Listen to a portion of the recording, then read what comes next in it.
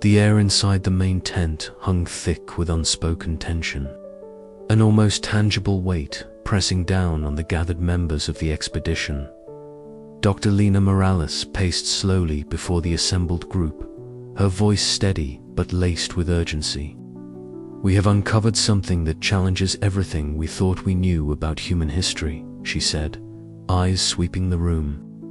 "This isn't just a relic or a forgotten civilization. This is our cradle, our genesis, and it demands transparency." Commander Elias Trent folded his arms, his gaze stern as he replied, "Lena, I understand the scientific imperative, but we must consider the consequences. Revealing this to the world could destabilize societies, governments, entire belief systems. Are we prepared for that fallout?" A murmur rippled through the room, the lines between science and responsibility blurring.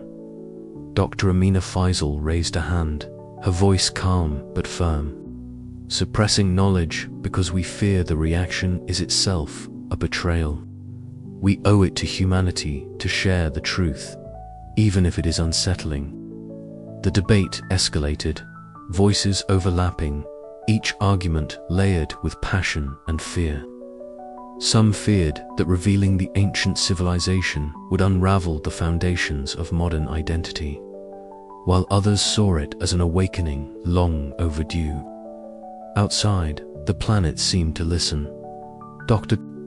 Rajiv Patel crouched beside a patch of bioluminescent flora, their soft glow pulsing in time with an almost imperceptible rhythm.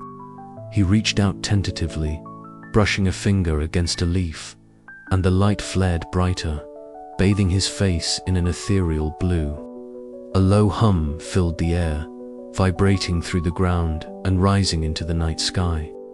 Rajiv whispered to himself, "This planet, it's alive, not just biologically, but somehow aware. It's reacting to us." Back inside the command tent, Elias stood before the viewport, the ruins sprawling below bathed in the fading light of dusk. The sky above shimmered faintly, colors shifting in patterns that defied explanation. His mind churned with the enormity of their discovery and the burden of leadership in these uncertain times. Later that night, Amina sat alone, her fingers dancing across her datapad as she analyzed streams of environmental readings. Patterns emerged, fluctuations in atmospheric composition, subtle seismic shifts, and bioelectrical signals that defied natural explanation. The planet's systems pulsed with life, responding to every footstep, every breath taken by the expedition. She leaned back, a chill running down her spine. Cradle isn't just a place, she thought. It's a sentinel, a keeper of memories. And it's watching us. The fractures within the team deepened.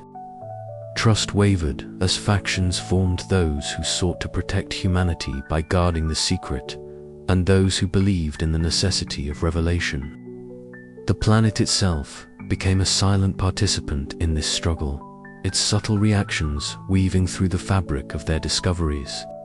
As the first hints of dawn crept over the horizon, Lena gathered the team once more. "We stand at a crossroads," she said softly. "The choices we make here will echo through time. But whatever path we take, we must remember that the past is not just history, is the foundation of our future."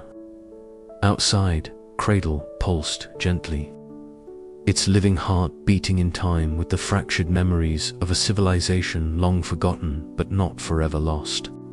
The sun dipped low beyond the jagged horizon of Cradle, casting long shadows over the sprawling ruins that sprawled beneath the team's feet.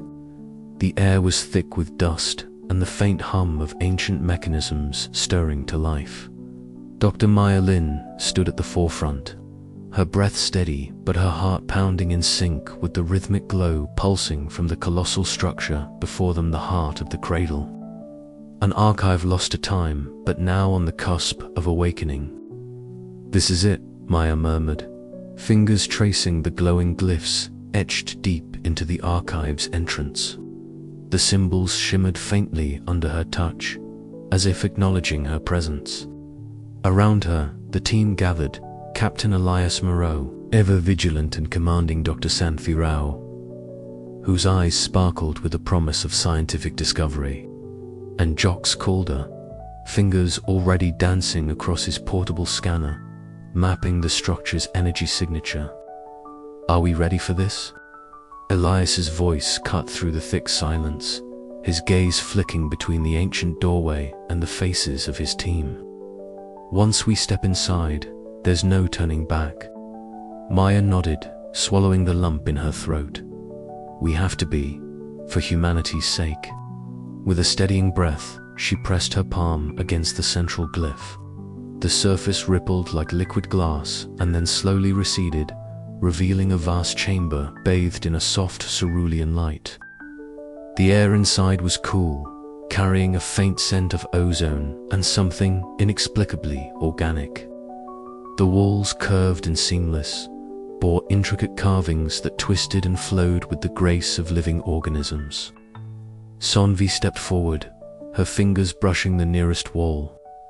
"This is bioengineered stone," she whispered, all lacing her words.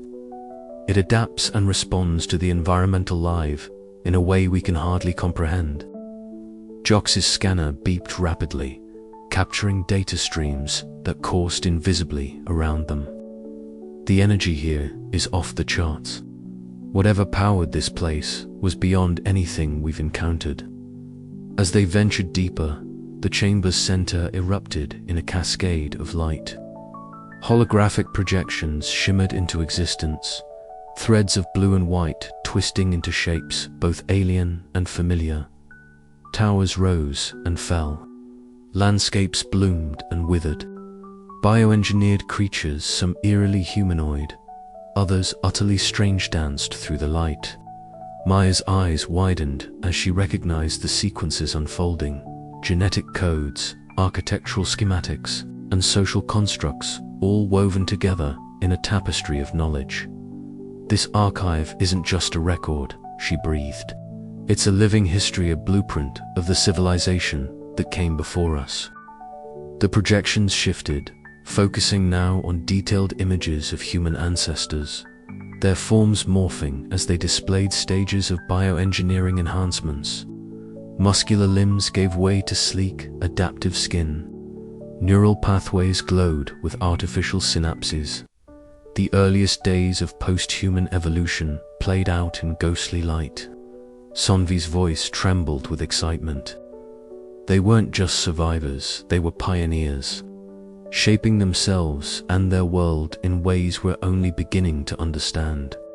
Captain Moreau's eyes narrowed, his mind racing beyond the wonders to the weight of responsibility.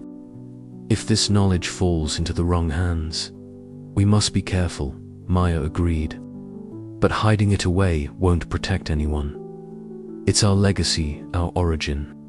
We need to understand it, even if it challenges everything we thought we knew." Jox's scanner suddenly flared, detecting a dormant system awakening beneath the projections. "Some of these mechanisms are still active. There's more here than just data there. Could be technology, weapons, or worse." A tense silence fell. The team exchanged glances, the excitement mingling with an undercurrent of fear. The Cradle's heart beat steadily before them, a beacon of forgotten knowledge and untold power. "Then we proceed with caution," Elias declared. "We're the custodians now." Hours passed as they sifted through the projections, piecing together fragments of a civilization that had shaped the very essence of humanity. Each revelation was a spark illuminating shadows, igniting questions, and weaving a narrative that spanned millennia. Maya could feel it in her bones. The archive was more than a repository. It was a call across time, a message woven in light and life, urging them to remember who they were and to decide who they would become. As the chamber's light dimmed with the setting sun, the team prepared to delve deeper, unaware of the eyes watching from the shadows beyond the ruins. The cradle was awakening, and with it, the echoes of the past stirred once more. The chamber was silent, save for the soft hum of the archive's awakening systems. As Dr. Ilara Voss approached the central console, the room bathed in a pale blue glow. A cascade of holographic data spiraled into the air before her. The DNA helices, impossibly intricate and alive with color, twisted and turned like living sculptures. Ilara's breath caught in her throat, fingers trembling slightly as she reached out, unable to resist the urge to touch the shimmering strands. "It's unlike anything I've ever seen," she murmured, eyes wide with wonder. Professor Malik Chen joined her, adjusting his glasses as he examined the overlay of genetic sequences and corresponding societal data. "These aren't just biological modifications," he said thoughtfully. "They're a record of a civilization evolving not only physically but culturally in tandem." Post-human evolution was as much about social adaptation as it was about genetic change. Ilara nodded, absorbing the depth of their find. The archive revealed a civilization that had manipulated its genetic makeup with surgical precision, embedding traits designed to enhance cognition, resilience, and even empathy. Yet, intertwined with the biological advancements were shifts in societal structures, new forms of governance, communal living, and philosophical frameworks that seemed to prioritize harmony between individuals and the environment. Meanwhile, Captain Sarah Endor stood near the viewport, her gaze fixed on the alien horizon of Cradle. The twin suns dipped low, casting elongated shadows across the rocky terrain. Her mind churned with conflicting thoughts. If they could engineer themselves to such an extent, she mused aloud, what does that mean for us? For humanity's future? Are we ready to follow their path? Or are we risking something more profound? Aidan Rourke, who had been working silently at a side console, looked up. "I'm interfacing with the neural networks embedded within the archive's biosynthetic systems," he reported, his voice tinged with excitement and caution. "The technology is so advanced it blurs the line between organic and synthetic intelligence. Accessing it could unlock knowledge we never dreamed of.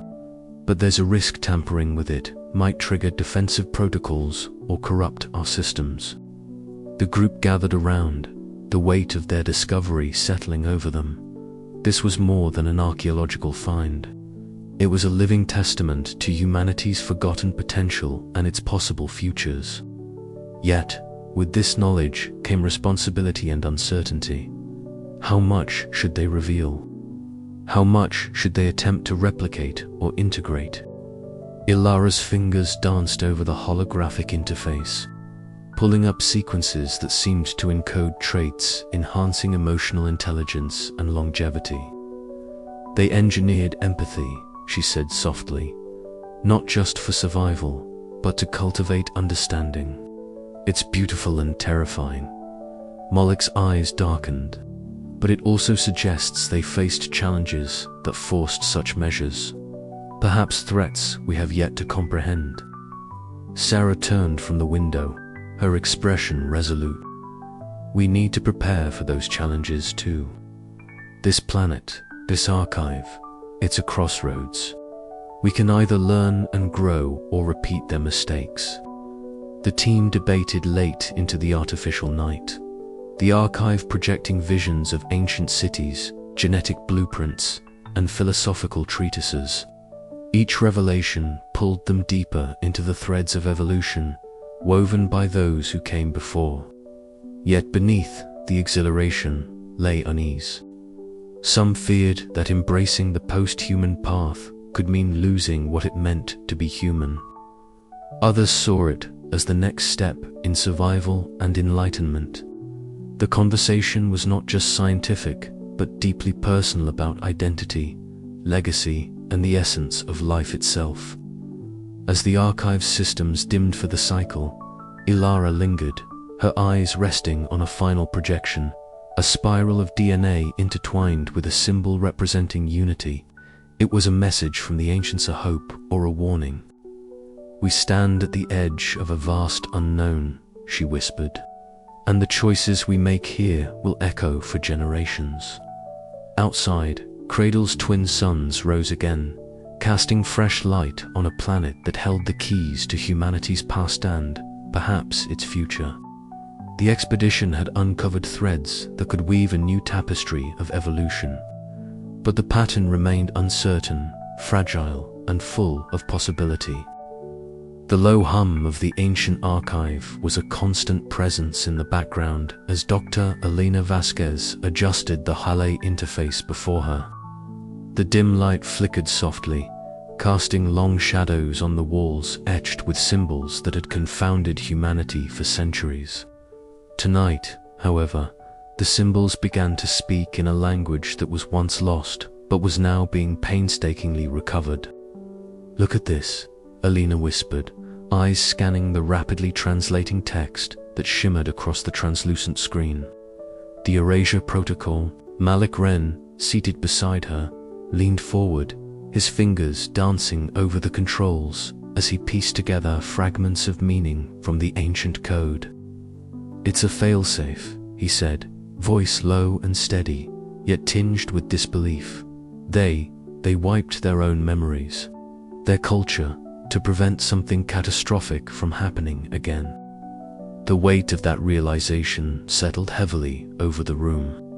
The ancients, the very civilization they had come to understand as humanity's true origin, had deliberately erased their history to protect their future, or perhaps to protect the galaxy from repeating a devastating mistake.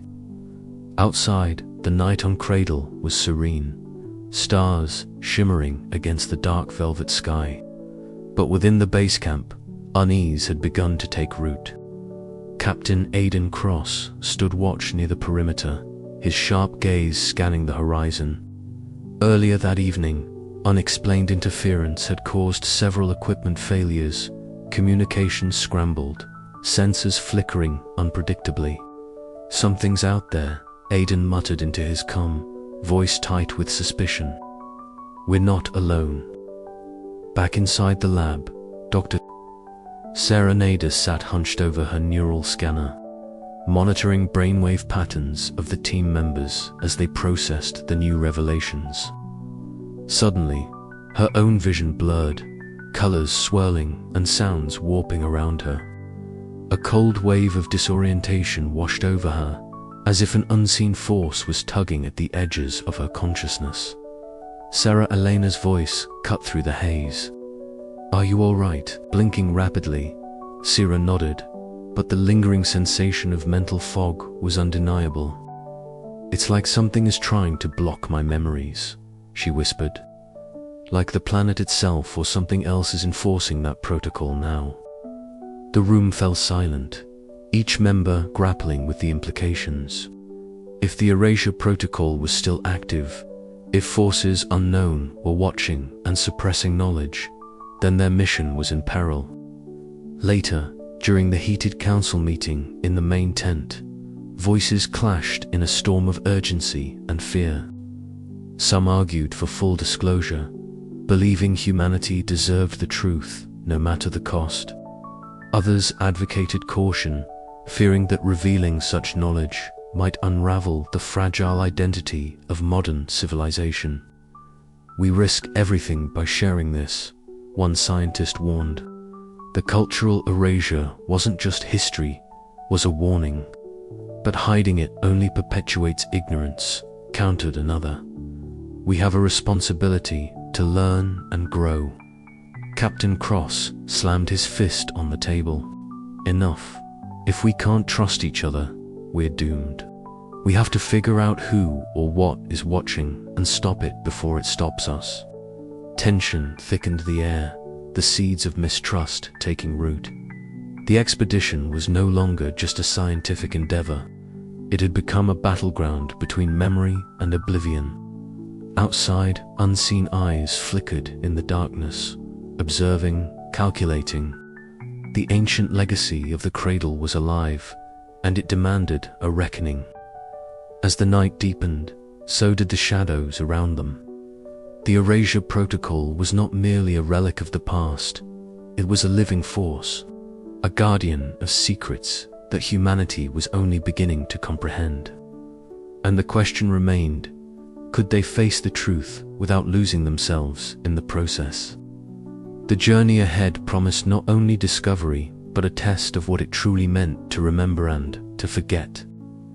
The sun dipped below the horizon, casting long shadows across the rugged terrain of Cradle, as the expedition camp settled into a restless twilight. The air held a charged stillness, a subtle shift that seemed to hum beneath the surface of the planet itself. Dr. Elena Marquez stepped outside the central dome, her breath misting in the cooling air, eyes scanning the darkening sky. She had noticed the unusual energy readings on the sensor's earlier ripples that defied any known natural phenomenon. A faint distortion shimmered near the camp's perimeter, bending the twilight like a heat haze, though the temperature betrayed no warmth. Elena's pulse quickened as a soft, melodic hum filled the air, a sound that seemed to thread through her mind rather than her ears.